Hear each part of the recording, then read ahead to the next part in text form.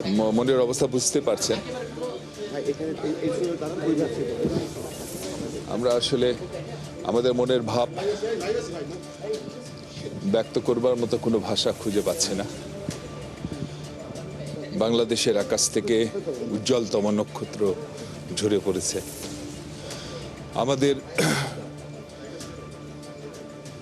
এদেশের প্রতিটি জনপদের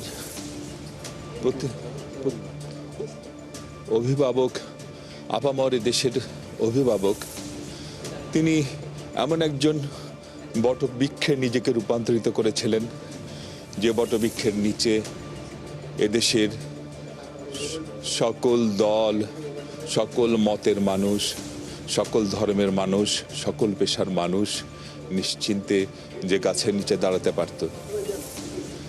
সেই বটগাছটি হারিয়ে গেল আমাদের মাঝখান থেকে। আমরা আমাদের অভিভাবককে হারালাম।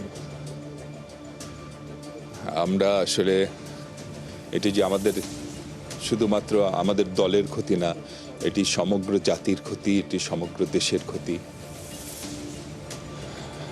আমরা এখন কি বলবো, আর মহান আল্লাহ তাআলার কাছে দোয়া করি, মহান আল্লাহ তাআলা যেন আমাদের এই জাতিকে এই শোককে ধারণ করবার মতো শক্তি দেন।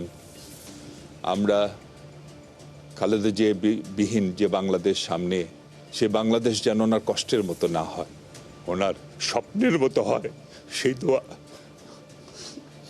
আজকে আমরা করছি। মহান আল্লাহ তাআলার কাছে এই জাতিকে তুমি এই শোককে ধারণ করবার মতো শক্তি দাও, সামনের দিকে চলার তুমি দিক নির্দেশনা দাও। মহান আল্লাহ, আমরা আমাদের অভিভাবককে হারিয়েছি, তুমি আমাদের পথভ্রষ্ট করো না।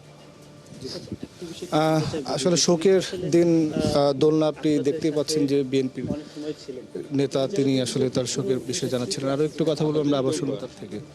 আমাদের তো আসলে রাজনীতি ছাত্র অবস্থা থেকে ওনার সাথেই রাজনীতি করেছি, উনি আমাদের সবসময় দিক নির্দেশনা দিতেন।